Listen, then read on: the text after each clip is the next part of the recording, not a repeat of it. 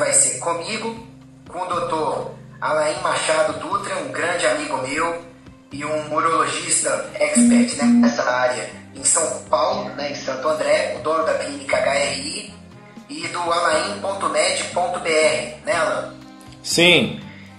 E também com a Ana Paula Rodrigues, que é a esposa dele, é uma cirurgiã vascular aí de mão cheia, e os dois trabalham com a parte da medicina integrativa também. Só deixando bem claro que medicina integrativa não é uma especialidade médica reconhecida pelo Conselho Federal de Medicina, tá? Só para deixar a gente bem certo com vocês aí, para não ter encheção de saco posterior, né, de ninguém, de que a gente está divulgando uma especialidade médica que não existe. Na verdade, existe a área, mas não é uma especialidade reconhecida ainda, apesar de ter pós-graduações em todo o país, inclusive no Albert Einstein, né? Ótimo. Então, são 3 médicos hoje para poder conversar com vocês sobre o assunto de cirurgia bariátrica. E eu já devo dizer para vocês que um grande motivo dessa live é que nós, da medicina integrativa, a gente recebeu com alguma surpresa essa indicação mais formal de algumas sociedades para que a cirurgia bariátrica seja colocada como um tratamento para diabetes também, meio que de primeira linha, né, Alan? Sim. Isso ainda é muito polêmico, mas está acontecendo um movimento cada vez maior dentro da cirurgia. Os cirurgiões bariátricos estão fazendo um pouco de pressão para aumentar o número de indicações cirúrgicas para bariátrica para controle do diabetes, já que eles têm números de trabalhos mostrando de regressão de até 78% de diabetes. Ok. O problema é que o preço que o paciente paga pós-cirurgia bariátrica para conseguir esse resultado é um preço relativamente alto, de efeitos colaterais aí para a vida inteira, má absorção de nutrientes, má digestão, uma chance de, em 10 a 15 anos, mais de 80% dos pacientes submetidos à bariátrica acabar voltando ao peso que tinha antes, ou as comorbidades que tinha, ou até pior, né? E além disso, a gente sabe muito bem que o tratamento do diabetes, quando o paciente se envolve com os fatores de risco, com a mudança de hábitos de vida direito, muitas vezes não é necessário para a bariátrica, né, Alan? Então eu queria que você e a minha, como excelentes cirurgiões que são, discorressem aí sobre o ponto de vista de vocês dessa questão toda. Então, existe uma situação que é o seguinte: os trabalhos que são feitos a respeito de cirurgia bariátrica, normalmente eles têm viés para o lado de interesses comerciais das indústrias que produzem equipamentos, né, laparoscópicos, porque hoje em dia a cirurgia bariátrica é quase que exclusivamente por via laparoscópica ou robótica, né? Então, o que acontece? Os congressos de obesidade, 90% dos estandes são financiados por empresas que têm algum tipo de interesse no material para a cirurgia bariátrica, entendeu? Então, o que acontece? Os trabalhos têm esse viés para o lado da cirurgia, eles têm dados que realmente, alguns trabalhos, meta-análises, falando que 78% de redução do diabetes, só que a preço de quê, pessoal? A pessoa pode reverter o diabetes, mas vai ter uma série de deficiências nutricionais, vitaminas lipossolúveis, vários oligoelementos, né, como cromo, manganês, ferro, zinco, selênio, cobre, né? Então a pessoa vai ser um eterno dependente de uma suplementação nutricional bem agressiva. Tem trabalhos mostrando que 30% das pessoas, apenas 30% das pessoas que fazem cirurgia bariátrica mantém essa suplementação nutricional depois. A maioria dos cirurgiões acaba não acompanhando por muito tempo esses pacientes que foram operados, porque eles têm um foco muito grande na cirurgia, eles acabam não acompanhando por 5, 6 anos. Tem alguns trabalhos mostrando, inclusive, que depois de 5 anos da cirurgia bariátrica, a maioria dos pacientes ganha metade do peso que ele perdeu na cirurgia. Então, realmente, essa situação que você pode analisar dados de várias maneiras, né? Se você quiser jogar os dados para o lado que te convém, você tem maneira estatística de fazer isso, a gente sabe disso, né? Então, realmente existe esse interesse muito grande das empresas em aumentar a cirurgia bariátrica, lembrando que o custo médio de uma cirurgia bariátrica é entre 30 mil e 70 mil reais, tá? Então é uma cirurgia bem cara. Hoje os convênios estão cobrindo essa cirurgia, mas mesmo assim, muitas situações o convênio não cobre o material laparoscópico, e aí você tem o quê? Que pagar isso por fora. Então não é uma cirurgia barata, a pessoa fica com deficiências nutricionais para sempre, se ela não for uma pessoa muito rigorosa aí com suplementação, ela vai ter vários problemas graves de saúde no médio e longo prazo, né, Ícaro? A gente tem que lembrar que é o seguinte, isso que o Alan pontuou muito bem, são vários fatores, né? Quando você começa a repor vitaminas e minerais no paciente que foi submetido à bariátrica, ele ainda assim pode absorver muito mal mesmo da suplementação. Por quê? A etapa de acidificação do suco que o suco gástrico faz, ela é muito importante para você melhorar a disponibilidade dos nutrientes, principalmente vitaminas lipossolúveis, mas principalmente dos oligoelementos nos intestinos depois. Então, o paciente que tem um dano a essa etapa estomacal e da parte proximal do processo digestivo, proximal que a gente diz é da parte logo depois do estômago, que começa os intestinos, que muitas vezes isso é retirado ou é feito um bypass, né? É feito um desvio de acordo com a técnica cirúrgica. Isso faz com que você tenha uma menor acidificação do alimento, menor acidificação dos suplementos, o que pode dificultar de maneira importante a absorção de oligoelementos depois. Tá? Então, assim, o paciente pode ficar dependente de suplementação e ainda assim ser um paciente subnutrido por toda a vida.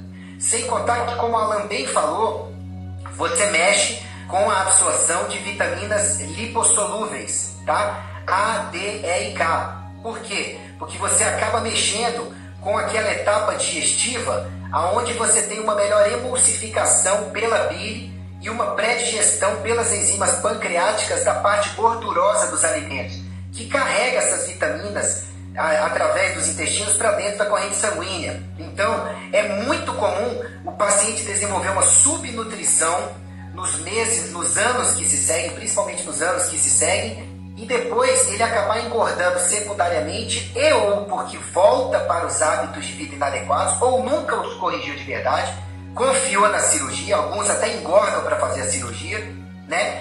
E outras vezes, por conta do paciente não absorver direito, ter uma desnutrição oculta, isso faz com que o metabolismo tenha comprometimentos importantes e o cérebro comece gradativamente a comandar o organismo da pessoa para várias mudanças enzimáticas, hormonais e de neurotransmissores que vão levar secundariamente a uma engorda depois. Sem contar com o que o Alan falou muito bem, que há muitos interesses da indústria que está por trás de fornecer os insumos para a cirurgia, ele como cirurgião falou muito bem, que querem mesmo que com uma legalização maior para outras indicações da cirurgia, você tenha mais indicações de cirurgia e assim você tenha mais geração de dinheiro com os convênios sendo pressionados a autorizarem mais a cirurgia, né, Alan? Então é um panorama muito maior de indução, né, da cirurgia. Não estou dizendo que ela não seja importante ou necessária para vários casos. Estou dizendo que a gente fica com a preocupação de um excesso de indicação e de recorrer precocemente à cirurgia quando outros mecanismos mais saudáveis e efetivos, mas que dão mais trabalho, estão à disposição. Então, realmente o que você falou é muito válido, Ícaro. Também, realmente, como você não tem mais boa parte do estômago, você não vai absorver a vitamina B12 direito, porque você não vai ter o fator intrínseco que é produzido pelas células parietais do estômago, você vai ter uma deficiência de ferro, de vários minerais que já mencionamos aqui, de vitaminas lipossolúveis, e como você bem falou, como dependendo da cirurgia que for feita, se for uma cirurgia desabsortiva, com bypass, essa pessoa vai ter problema para absorver esses nutrientes e às vezes vai ter que fazer reposição intravenosa de alguns elementos, né? Então, aqui nós não estamos aqui denegrindo a cirurgia bariátrica, ela tem a sua indicação, ela tem o seu mérito, mas o grande problema, o grande risco é a superindicação da cirurgia, né? Eu tenho uma pessoa aqui me acompanhando pelo Instagram, que é a Isa Fidalgo, que fez uma observação, que fez a cirurgia há 2 anos, ela fez por bypass, ela tem 42 anos, está se sentindo bem, mas está fazendo suplementação com magnésio de malato. Mas aí, Isa, que nós estamos falando aqui, será que você fez todos os exames? Porque a gente sabe que a maioria dos médicos, né, Ícaro, não pede os exames de vitamina. A vitamina K no Brasil ainda, por exemplo, a dosagem sanguínea é cara, né? Na maioria das vezes o médico só pede B12, B9 no sangue, né? Não pede as outras vitaminas do complexo B. É muito comum a deficiência de tiamina, que é a vitamina B1 também, e pessoas que têm deficiência de tiamina têm síndromes neurológicas, com deficiência de tiamina. Então a gente fala o seguinte, tem indicação para cirurgia bariátrica em casos bem específicos, mas a pessoa tem que tentar acabar com todas as opções antes clínicas, né? Tem uns trabalhos mostrando, inclusive, que centros especializados, assim, multidisciplinares, com vários profissionais, fazendo um trabalho bem feito para acompanhar essa pessoa com obesidade mórbida, pode estar evitando a cirurgia até 90% das vezes. Então, a gente sabe que está acontecendo uma superindicação mesmo, tá? Isso não é porque para o paciente, de certa forma, é mais cômodo, né, fazer a cirurgia do que mudar radicalmente os hábitos de vida. Mas muita gente faz a cirurgia e continua com os mesmos problemas de hábitos alimentares ruins, né? Tem casos de pessoas, por exemplo, que fazem a cirurgia bariátrica e começam a comer caro, né? Começa a tomar mel assim, no gargalo, né? Umas coisas meio bizarras, porque a pessoa realmente tem distúrbios alimentares que não foram observados antes da cirurgia, não é, Ícaro? Pois é, isso me preocupa bastante, porque você vai para um método que é uma cirurgia. Além de tudo isso que a gente está falando, como toda cirurgia tem um risco de morte ou de sequelas, de complicações, você vai para um procedimento que não corrige seus hábitos de vida, tá? E o que a gente sabe que é mais poderoso hoje em dia na medicina, para poder você manifestar uma genética mais favorável e para você efetivamente emagrecer, corrigir o diabetes, síndrome metabólica, hipertensão e companhia, não é a cirurgia, e depois a pessoa fica entregue aos mesmos hábitos. Então, se uma pessoa está querendo um Ctrl-Alt-Del no sistema dela, ou seja, eu já estou fazendo todo o meu máximo, mas ainda tenho muita massa gorda, meus médicos bons, atualizados, competentes, sem preconceitos, estão me acompanhando, mas eu não estou conseguindo mais emagrecer, eu acho que pode ser até válido, sabe? Não a pessoa engordar para atingir o patamar e operar. Não. Aquela pessoa que tentou de tudo de verdade, direito, e não está conseguindo, sabe? Pode ser muito válida mesmo a bariátrica, é um caso real, mas a gente vê hoje em dia que menos da metade das pessoas que têm recorrido à bariátrica são casos reais onde foram esgotadas as possibilidades. Aí, a Ana Carolina Martins aqui, ela está perguntando como corrige a síndrome metabólica. Ana, para corrigir a síndrome metabólica, os cuidados básicos são aqueles que o Dr. Alan Dutra já abordou em lives dele. Você pode ir lá no alain.med.br, tem muitos artigos e textos e vídeos dele sobre isso. Ou você pode ir lá no icaro.med.br/esteatose hepática, que é gordura no fígado, porque é fortemente presente a esteatose hepática em caso de síndrome metabólica. E os cuidados para você reverter uma síndrome metabólica são aqueles que eu já falei lá no icaro.med.br/esteatose hepática e que o Dr. Alan já falou também em várias lives dele. Tem alguma específica que você queira indicar para o pessoal, Alan? Eu tenho várias lives que falam sobre jejum intermitente, sobre dieta cetogênica, dieta low carb, né, que são os caminhos que a gente pode estar indicando, dieta mediterrânea, né, exercícios físicos. Então tem essas lives aí que você pode estar acessando na alainuro.com ou alain.med.br/lives relacionados ao assunto emagrecimento. A Thalita Jabassi, que deve ser médica, tem uma observação interessante aqui que nós íamos abordar mais adiante. Ela falou que tem pacientes que operaram e se tornaram alcoólatras. Isso é uma coisa muito comum mesmo. Existe um aumento de risco de doenças psiquiátricas depois da cirurgia bariátrica, aumenta bastante o risco de doença psiquiátrica, em torno de 70%, aumenta muito o alcoolismo depois da cirurgia bariátrica e, pasmem, aumento de 300% em suicídio, tá? Isso não é divulgado pelas pessoas que fazem, os cirurgiões que fazem a cirurgia bariátrica, mas eu tenho esses dados aqui de trabalhos mostrando essas informações. É lógico que a gente fala de 300%, é porque a taxa de suicídio na população em geral é baixa, então aumenta bastante, aumentou 3 vezes. Ainda não é um número extremamente alto de suicídio, mas aumenta muito a taxa de suicídios, alcoolismo, tá, depois da cirurgia bariátrica, tá? O que eu gosto de falar para os pacientes, Alan, é que é o seguinte: muitas vezes um procedimento tem uma taxa depois dele de virem distúrbios de 1 para 10 mil, 1 para 100 mil, 1 para 1 milhão. E aí as pessoas pensam, nossa, isso é muito pequeno, então justifica o risco. Gente, você só sabe o peso de 1 para 100 mil, 1 para 1 milhão em companhia quando aquilo acontece com você ou em alguém da sua família. Aí você vai descobrir que a estatística, muitas vezes ela é cruel quando o calo está no nosso pé. Então, eu até recomendo, Alan, que você faça aí uma live sobre esteatose hepática ou síndrome metabólica mesmo nas próximas semanas, que eu tenho certeza que o pessoal vai querer ouvir um excelente profissional como você, ainda mais numa área bem central aí como São Paulo, né, com as informações aí bem complementares, viu? Fica a dica aí. Eu já fiz uma live sobre síndrome metabólica, viu, Ícaro? Mas a esteatose eu acho que é um assunto excelente, viu? Eu acho que você abordou já esse assunto em live, mas obrigado pela dica aí, eu vou fazer sim uma live sobre esteatose, viu? Não adianta, né, gente? O pessoal assiste o Ícaro ou assiste o Alan, às vezes assiste os vídeos dos dois, e assim da doutora Ana Paula Rodrigues, que vai aparecer já já também, mas informação é sempre boa e a gente sempre agrega uma informação com a do outro, né?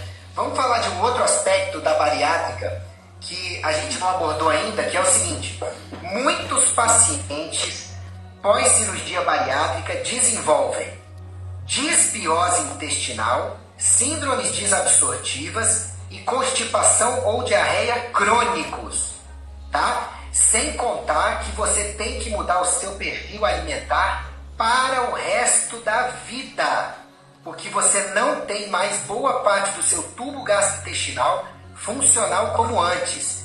Então, quem cogitar a cirurgia bariátrica precisa levar em consideração isso, né, Alan? A qualidade de vida pós-procedimento, né? Então, de uma maneira irônica, os próprios cirurgiões, eles falam para o paciente mudar o estilo de vida depois da cirurgia, né?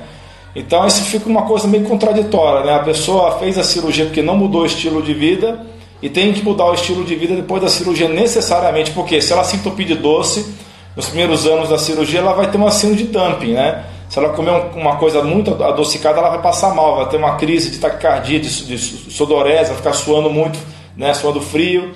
Então, o dumping é uma das complicações. Outra complicação extremamente comum, osteoporose. Aumenta muito o risco de osteoporose a cirurgia bariátrica, né? Então, muitos médicos, inclusive, eles prescrevem as temerosas bifosfonatos, né? Tanto o IV quanto o Voral, né? E o bisfosfonato, a gente sabe que é uma medicação que só melhora o exame, né? Só melhora a densidade óssea da densitometria, mas que torna o osso da pessoa frágil, né? Porque ela vai inibir a ação dos osteoclastos, deixar os osteoblastos funcionando sozinho, e o osso vai se tornar um osso assim, de várias camadas doentes, uma em cima da outra, né? Então vai tornar esse osso frágil e doente. Então a osteoporose é um risco muito grande na cirurgia bariátrica. E realmente aqui a própria Tiane de BH está fazendo uma observação bem interessante aqui, porque realmente, ou como esses pacientes eles são viciados em açúcar, são viciados em comida, eles passam a se tornar viciados em álcool, sexo, drogas, etc. Ela fala até um caso aqui de um paciente que passou a ser viciado em esporte e teve fratura óssea por causa aqui da osteoporose que acontece depois da cirurgia bariátrica. Quer dizer, realmente, pessoal, a gente tem que levar em consideração também que a gente não tem dados muito, assim, de mais de 20 anos de pacientes que foram operados de bariátrica. A gente não tem dados de longo prazo desses pacientes, não sabe o que vai acontecer com 30 anos depois de uma cirurgia bariátrica, por exemplo. Essa é outra coisa que a gente tem limitações, a gente não tem informações suficientes para falar da segurança a longo prazo, assim, de muitos anos depois da cirurgia bariátrica. Sem contar que vários pacientes, como eu já falei antes, e voltam a engordar de novo, voltam a ter índice de massa corporal acima de 40, 5, 6 anos depois da cirurgia bariátrica. Então, essa pessoa vai fazer o quê? Vai fazer outra cirurgia bariátrica? Não tem como fazer, né? Não é mesmo, doutor Ícaro? Exatamente. Eu já vi casos de reoperação, mas os resultados costumam ser péssimos, tá? Sobre a osteoporose, eu acho que é muito importante a gente abrir um parênteses aqui. Eu acho que você já fez uma live sobre osteoporose, né, Alan? Eu fiz sobre saúde dos ossos, né? Foi uma abordagem um pouco diferente, mas é falado de osteoporose nessa live também.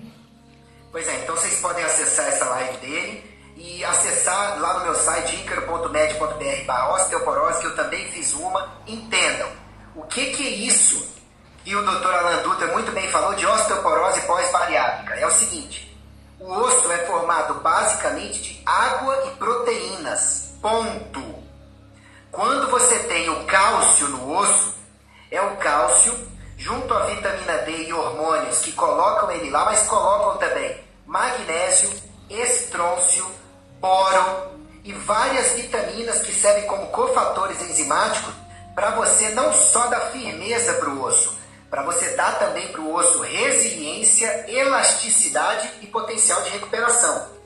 Quando você faz uma densitometria óssea, você só está vendo o quão rígido o seu osso está pelo teor de minerais, principalmente cálcio.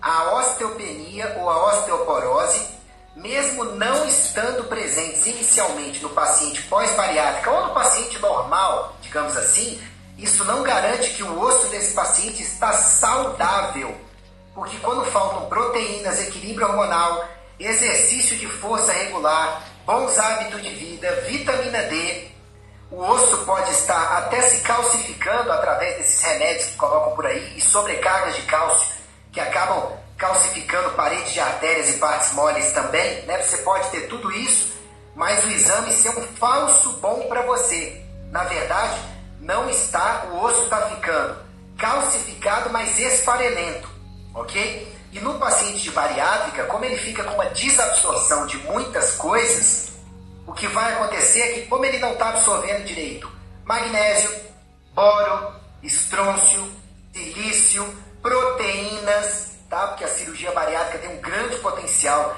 de causar uma má absorção de proteínas também, vitaminas lipossolúveis, a própria vitamina D e tudo mais, tudo isso pode fazer com que o paciente evolua para essa osteoporose e osteopenia. Inclusive aumenta o risco de formar cálculos renais, né? Cálculos renais por oxalato de cálcio.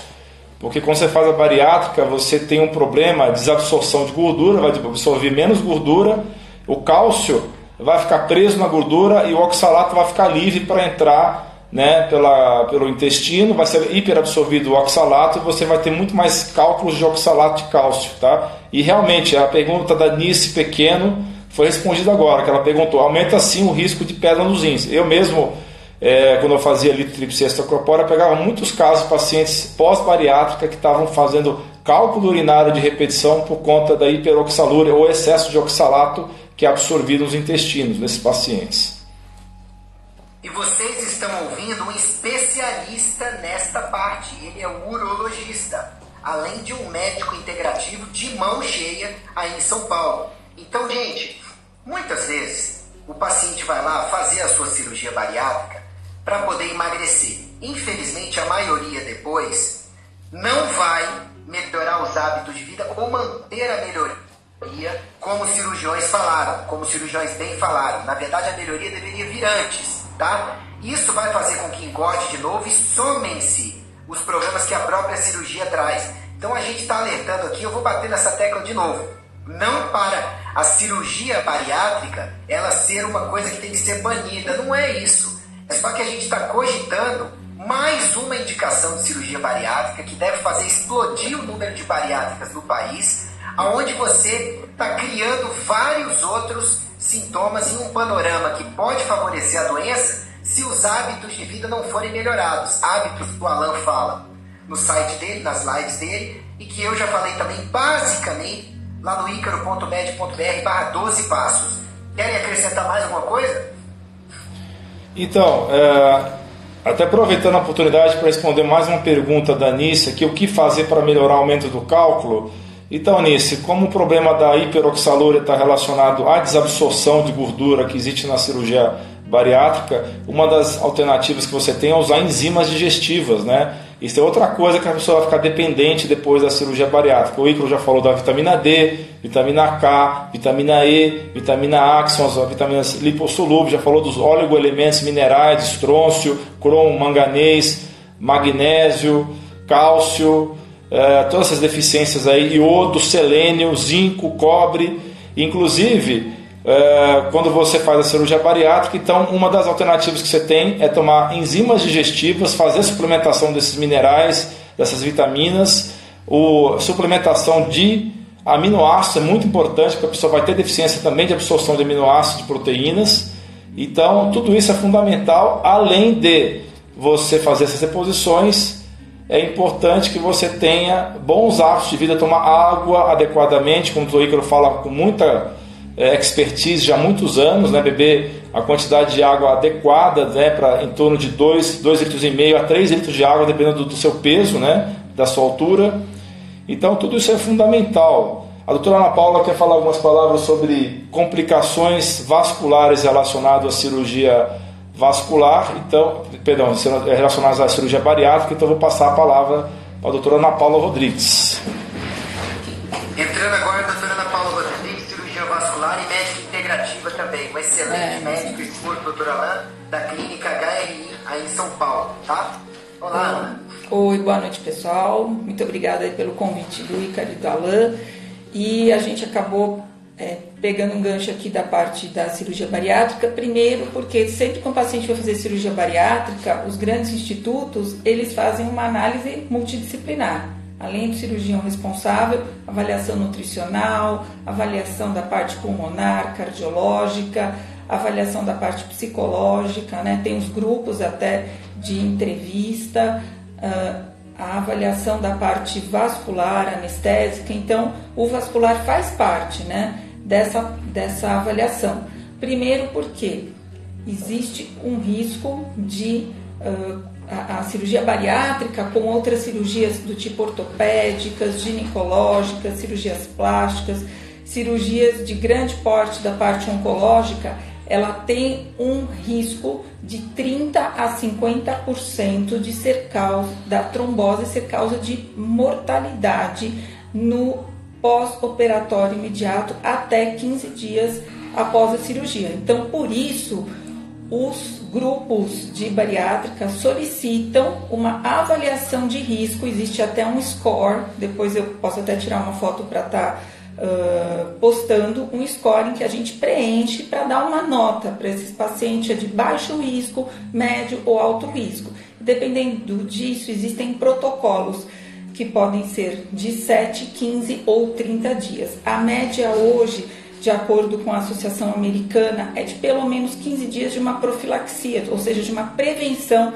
desse paciente para que ele evite a trombose. Quando ainda não existia esse protocolo muito ajeitado, o risco de trombose de perna, ou seja, joelho para baixo, chegava de 40% a 80%. Isso são dados de 2002. Tá? De coxa, até 30% e de embolia 10%. Então, quer dizer, a trombose e embolia é uma causa importante de mortalidade ou de eventos de complicação desse paciente, certo? Outra coisa, a maioria dos pacientes pode já ter uma história prévia de trombose, certo? A maioria dos pacientes tem obesidade, muitos trabalham muito tempo sentado, né? A gente sabe que quem trabalha hoje mais de 4 horas sentado aumenta em 42% o risco de inchaços, varizes e eventos de flebite e trombose.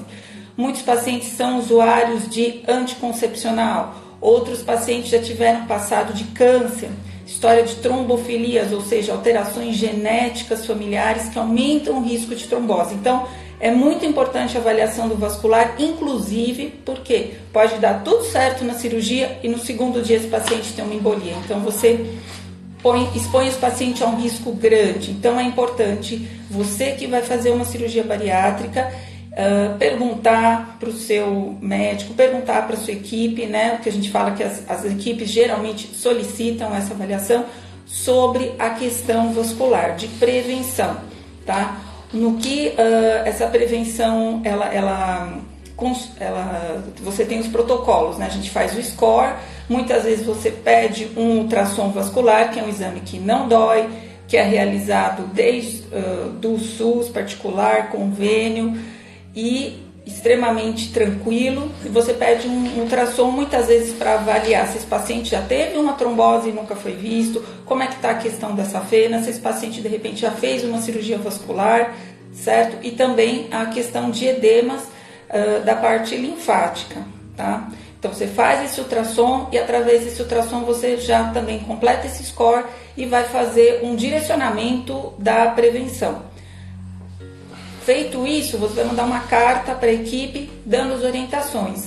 Orientação de uso de meia antitrombo durante a cirurgia. Geralmente essas meias são estéreis, a gente tem no mercado aí 3 ou 4 marcas. Elas não são difíceis de você estar achando, certo? Essas meias têm que ser levadas para o hospital. Alguns hospitais, alguns convênios já colocam isso no kit da cirurgia bariátrica, e o uso de uma bomba, tá? Como se fosse uma bota grande, que parece de feito de material inflável e que é utilizado durante a cirurgia e de 24 horas até 48 horas depois, dependendo aí da permanência do paciente, principalmente na UTI, e do início da fisioterapia passiva e ativa, ou seja, o andar precocemente. Então, o uso de meias, o uso da bomba, a fisioterapia, o andar precoce, e você tem medicações, geralmente são aquelas injeções subcutâneas, parece uma canetinha.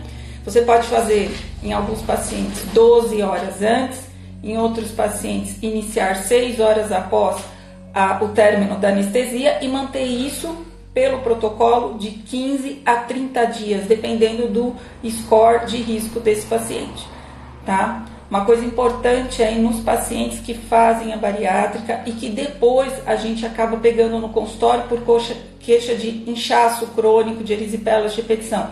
Esse paciente foi submetido durante muito tempo, né, às vezes anos, a uma sobrecarga vascular, ou seja, você tem um aumento de pressão em membro inferior, então ele acaba desenvolvendo uma insuficiência, uma degeneração das válvulas, tanto do sistema superficial como profundo, afetando safena, afetando o sistema linfático. Então, o pós-operatório, principalmente após o 6º mês da bariátrica, em que o paciente já teve aí uma perda, na maioria das vezes importante, do peso, fazer uma avaliação vascular para ver o que ele vai precisar cuidar dessa parte, se ele tem aí um linfedema, se ele tem um lipedema, né, que é um aumento aí da capa de gordura da perna, muitas vezes dolorosa, que tem um perfil genético, principalmente nas mulheres. Esse paciente tem um aumento de risco de erisipela, tanto no pré como no pós, porque ele tem uma imunidade geralmente mais baixa, tem um problema às vezes de higiene no pé, não consegue alcançar,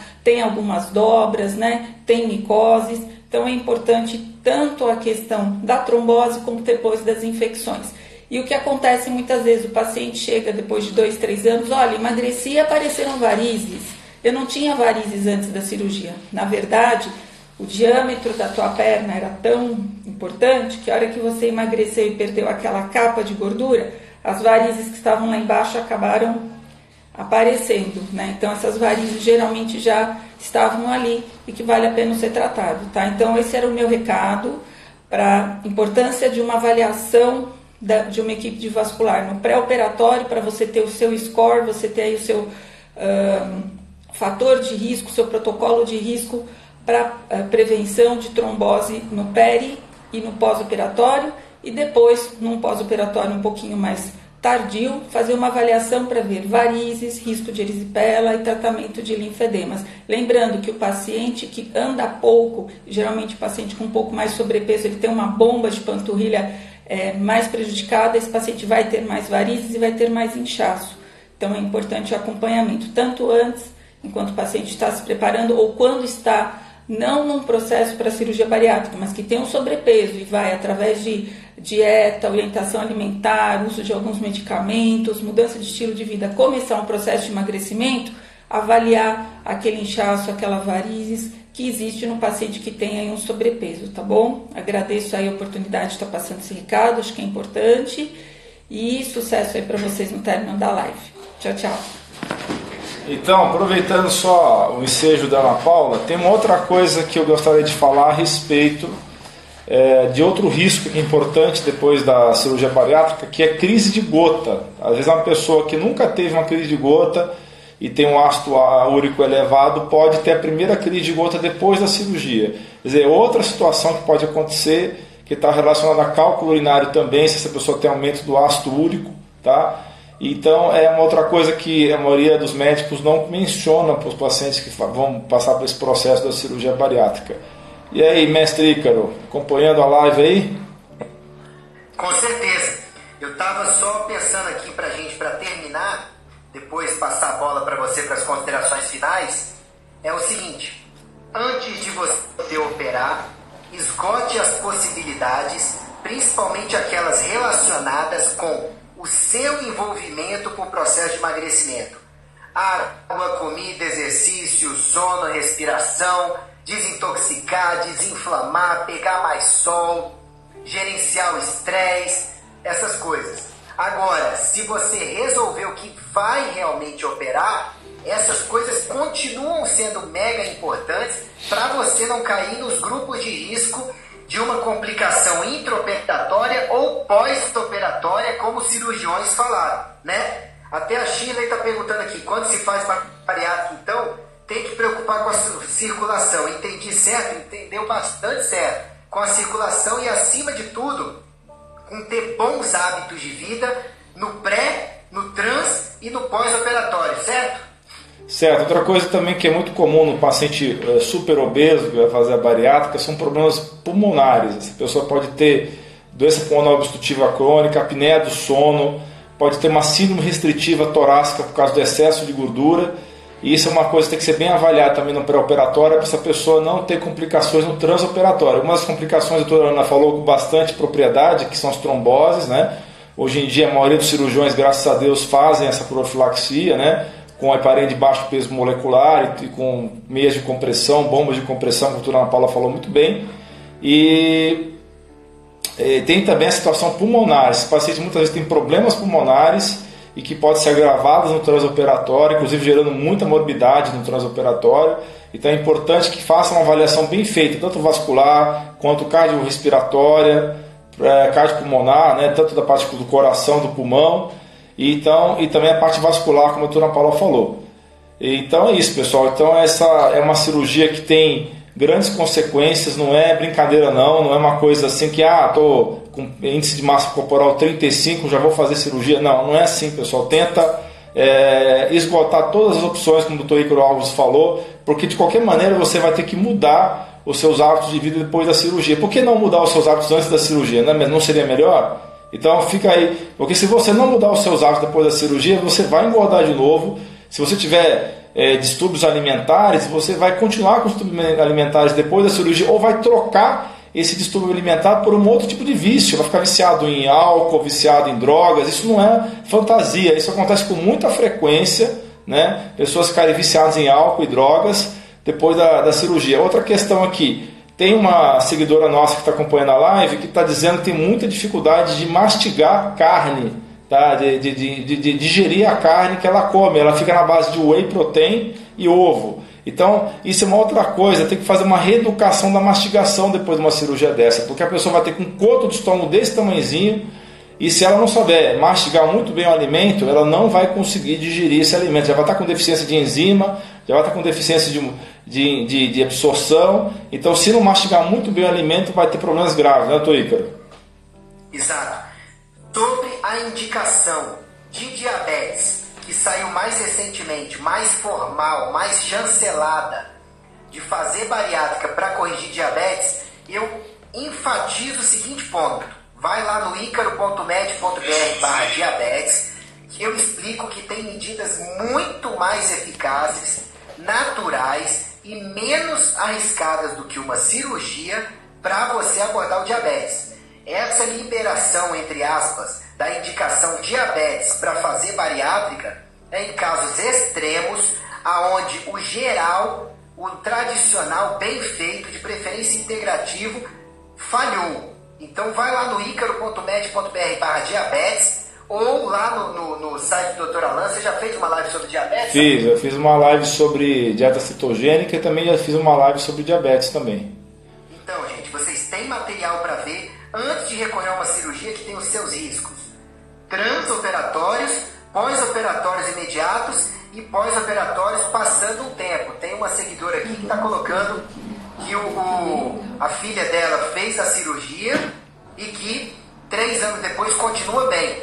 Tomara que continue bem, mas ainda tem 7 anos, infelizmente, para o que a estatística diz que é o período que mais começa a ocorrer de novo o ganho de peso associado a várias comorbidades e efeitos colaterais pós-cirurgia e manutenção de hábitos ruins. Então tem que abrir o olho. Certo, Ícaro. Olha, a Nice Pequeno que está acompanhando a live, ela fez a bariátrica e ela está mencionando o seguinte, ela está tendo muitas câimbras depois da cirurgia. Por que será? Deficiência de magnésio, deficiência de potássio, quer dizer, deficiências que ela está tendo que não estão sendo abordadas. Às vezes pode ser uma deficiência de tiamina, pode ser deficiência de B12, né, de cobalamina. Quer dizer, esse que é o grande problema, pessoal. A maioria do pessoal que faz a cirurgia bariátrica não está tendo um acompanhamento que deveria ter. Por quê? Porque o cirurgião realmente está focado na cirurgia, ele faz o pós-operatório imediato e não fica acompanhando anos depois, na maioria das vezes, e acontece esse monte de problema depois, porque tem que ser muito rigoroso na suplementação, realmente, para poder não ter problemas. Muitas vezes tem que fazer a reposição via intravenosa, porque, como o Ícaro falou, mesmo fazendo doses altas, às vezes não absorve direito, né? Então, às vezes tem que fazer mega doses de metilcobalamina. Então, muitas vezes o médico não passa a metilcobalamina, passa só a cianocobalamina intramuscular, que não tem... muitas pessoas têm SNPs, né, que são mutações, não conseguem converter a cianocobalamina em metilcobalamina, né, que é a forma ativa da cobalamina, da B12. Então temos todas essas situações aqui, porque a maioria dos cirurgiões também não passa manipulação, não passa remédio via sublingual, que a absorção não depende da mucosa do intestino. Então, realmente, pessoal, é isso que é o grande X da questão, né? Ninguém está falando que a cirurgia bariátrica não tem a sua indicação, ninguém está dizendo aqui que a cirurgia bariátrica não pode ser a solução para casos específicos, mas o que pega na maioria dos casos é essa suplementação não está sendo feita da maneira adequada na vasta maioria dos pacientes. Eu tenho aqui as estatísticas, 30%, apenas 30% das pessoas que operam, ou seja, 70% das pessoas que operam não estão fazendo a suplementação adequada, só 30% faz a suplementação adequada e acaba tendo um monte de problema neurológico, problema de saúde. O Ícaro já falou da diarreia crônica, já falamos de osteoporose, já falamos de cálculo urinário, quer dizer, um monte de problema que você vai ter na sua vida. Você vai trocar um problema que é grave, ninguém está falando que ele não é grave, a obesidade mórbida, por vários outros problemas. Certo, doutor Ícaro? Certo. Então a gente fica por aqui. Eu acredito que os três, eu, doutor Alain, doutora Ana, tenhamos nos empenhado para passar para vocês o suficiente para vocês se convencerem de que antes de efetivamente fazer uma bariátrica, o melhor é você buscar um excelente acompanhamento que contemple esses fatores, um excelente acompanhamento que valorize a promoção de bons hábitos de vida e correção de vitaminas, minerais, hormônios, neurotransmissores, que você busque fazer a sua parte melhorando seus hábitos de vida com disciplina, que isso muitas vezes já é o suficiente para você escapar dessa necessidade, entre aspas, de cirurgia. E que se você tiver que operar, a melhor coisa que você faz mesmo é melhorar bastante os seus hábitos de vida para evitar as complicações que podem até ser fatais. Recado final? Então, recado final, algumas pessoas aí estão conhecendo a doutora Ana Paula agora e pediram o contato dela. A doutora Ana Paula, ela tem o Facebook dela, é doutora Aninha, né? Doutora Aninha, DR Aninha, e também no Instagram a mesma coisa, Draninha, tá? E então eu também vou criar um canal no YouTube para ela começar a soltar os vídeos dela, que ela agora está começando a se soltar mais, né, nas redes sociais, que antes ela tinha um pouco de crenças limitadoras, né? Mas agora ela está começando a se soltar melhor e vai gravar mais vídeos e colocar no YouTube, né? Então o contato da doutora Ana Paula é Draninha, DR Aninha, tá? Sigam ela porque ela faz lives melhor do que eu, ela só não percebeu isso ainda, tá? Sigam ela nas redes sociais, no Facebook, no Instagram. Sigam o Dr. Ícaro Alves Alcântara, né, no facebook.com/dr Ícaro Alves. Ele tem um site maravilhoso que é o site icaro.med.br. Sigam também o meu site, que é o alain.med.br. Também tem a forma de acessar alainuro.com. Tem o canal do YouTube do Dr. Ícaro, depois ele vai passar o link, que eu não sei bem qual é o link. O meu link do meu canal do YouTube é o alainuro.com/canal, que é um atalho que eu criei para vocês entrarem direto no canal meu do YouTube. E a doutora Ana Paula vai ter um canal futuro no YouTube, ainda não tem. Passa os contatos, doutor Ícaro. O meu é youtube.com/dr Ícaro Alves, o instagram.com/dr Ícaro Alves, e vocês já estão assistindo essa live aqui no facebook.com/dr Ícaro Alves. Lembrando que eu atendo em Brasília, o meu telefone é o 61 996467775, que tem WhatsApp, tá? Ou 3234 9069. Doutora Alain e doutora Ana, em São Paulo, né, em Santo André, passem os telefones da HRI, por favor. Então, o telefone da HRI é 4902-2038, prefixo 11 de São Paulo, e o nosso WhatsApp, o telefone de contato pelo WhatsApp é o 11 97 130 1312. Perfeito. Gente, muito obrigado de coração pela confiança de vocês, já muitas pessoas agradecendo pela live. Doutora Aninha veio aí para poder só falar um tchau. Quer falar alguma coisa? Não, queria agradecer, tá? E, por favor, dúvidas, sugestões e de pauta também, né? Isso é importante para a gente saber exatamente o que vocês estão em dúvida, né? Principalmente no excesso de informações aí pela internet.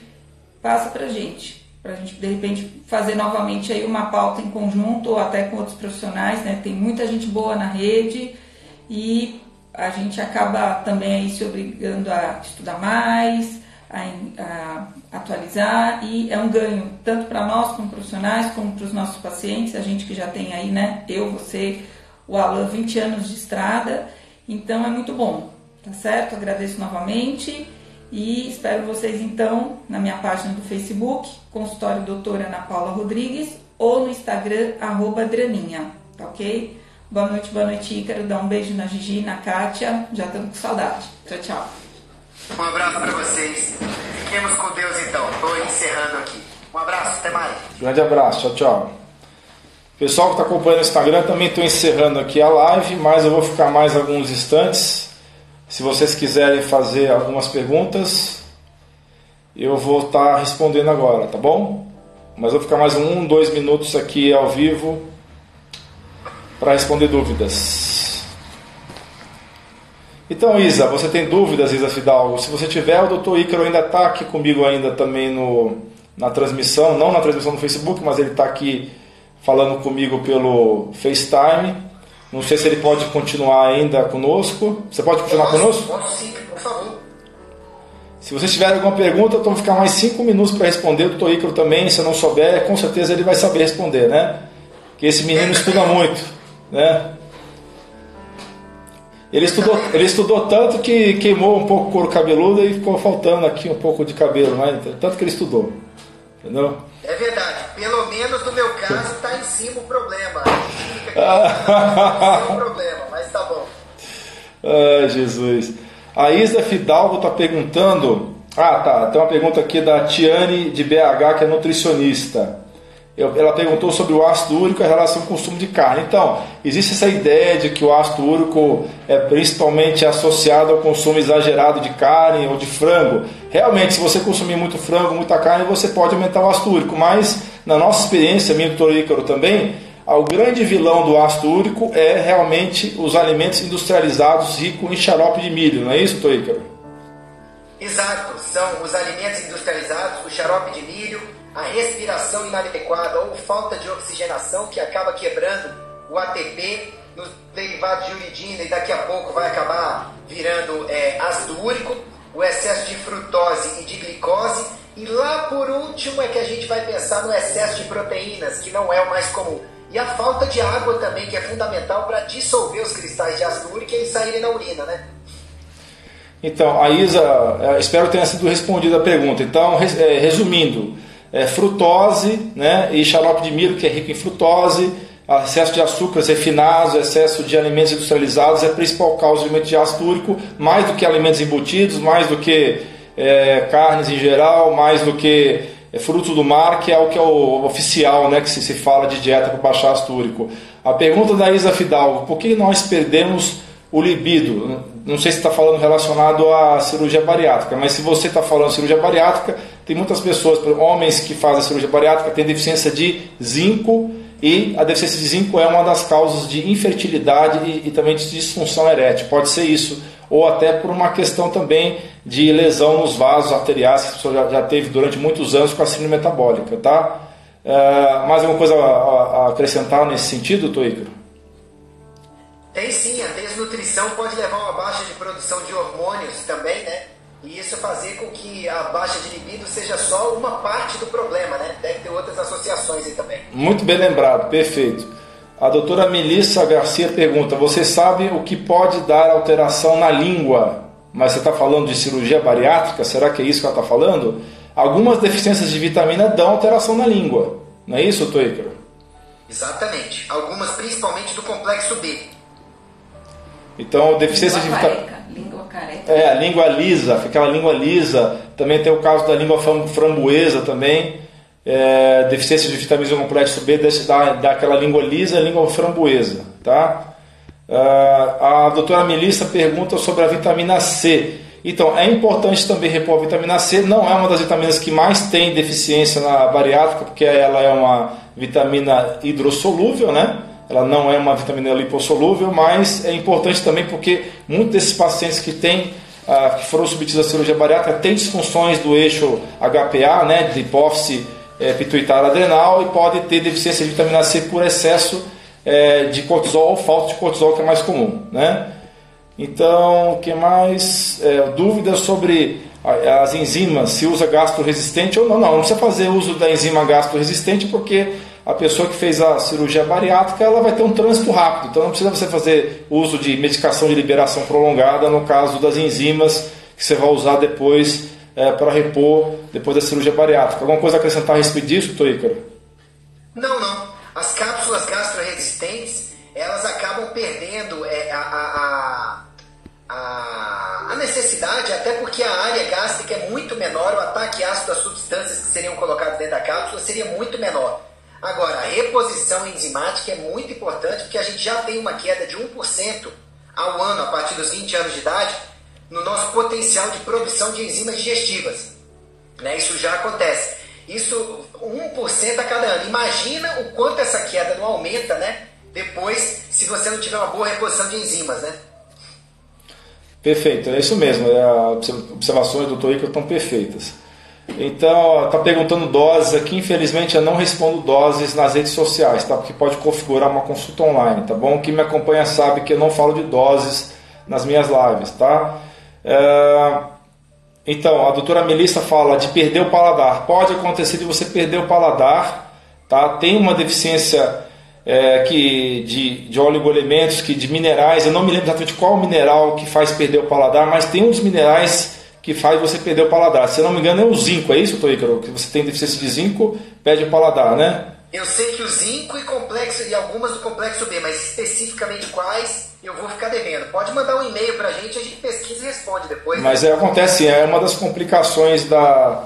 Aliás, a deficiência de zinco leva a alterações no paladar, que é a disgeneusia, e a deficiência de vitamina, como falou, do complexo B, leva a alterações no paladar. Agora eu tinha anotado aqui, agora eu achei a anotação a respeito disso.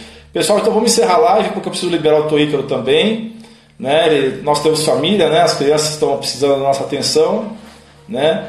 A Gigi está precisando do Dr. Ícaro aí, e nossos filhos aí, o Arthur e a Helena também. Um grande beijo para vocês, obrigado por ter acompanhado essa live ao vivo. Depois eu vou pegar o vídeo com o Dr. Ícaro e vou colocar no meu canal do YouTube. Um beijão para vocês, estou encerrando aqui a live. Tchau, tchau, pessoal. Excelente semana para vocês.